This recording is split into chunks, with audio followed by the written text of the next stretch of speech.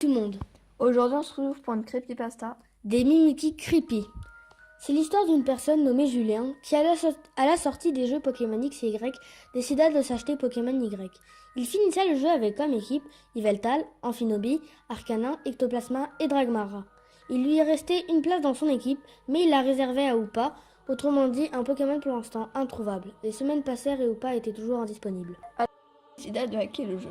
En cherchant un peu partout sur internet, il trouva un bug pour l'avoir. Il essaya le bug qui à sa joie marcha. Il receva Hoopa et le mit dans son équipe. Il l'utilisait tout le temps. Peu à peu, Julien délaissait les autres membres de son équipe qui l'avaient aidé à terminer le jeu. Occupé de lui dans la poké-récré, Hoopa ne semblait pas l'aimer. Il refusait de manger des profiteroles ou de jouer avec lui. Il y avait souvent des messages comme « Hoopa ne veut pas manger »,« Hoopa veut partir »,« Hoopa ne veut pas jouer ». Et un jour, alors qu'il essayait de jouer avec lui, un message s'afficha en grand. Hoopa veut partir. L'écran devint noir et un autre message s'afficha. Hoopa doit partir. Quand l'écran se ralluma, il sortit de la poké-récré et ne joua pas pendant des jours entiers. Et puis un jour, se convainquant que c'était un simple bug lié au hack pour Hoopa, il rejoua. Alors il recommença ses combats avec son Pokémon. Comme avant, il gagnait. Mais ces dernières fois, Hoopa n'écoutait pas les attaques de son dresseur. Il ne faisait que trop dimensionnel.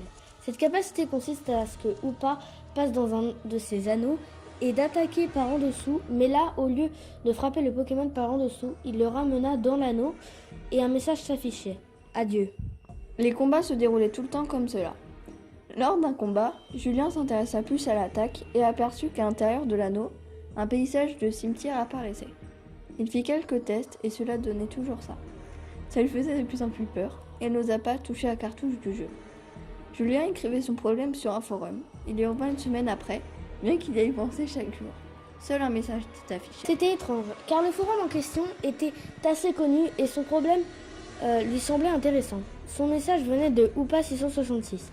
Il disait « Va-t'en, ou je m'en chargerai !» Julien ne savait pas s'il devenait fou, mais le pseudo et le message lui firent penser à Hoopa. Chaque fois qu'il allait quelque part, il avait l'impression de l'apercevoir du coin de l'œil. Il ne savait pas ce qu'il avait pris, mais il racheta le jeu. Il alla à la pension. La femme qui travailla lui dit « Ah, te voilà, Hoopa t'attendait !» Mais c'était la première fois que le dresseur y était. Il reparla à la femme et elle lui dit « Ah, te voilà enfin, Hoopa t'attendait. Il t'a toujours attendu. Mais il a l'air en colère. Veux-tu le récupérer ?»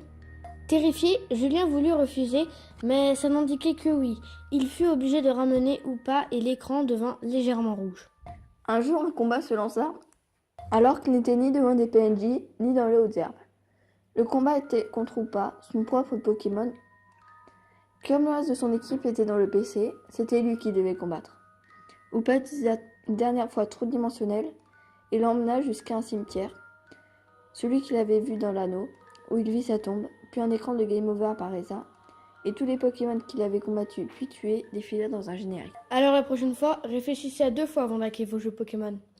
On espère que la vidéo vous aura plu. Bye tout le monde!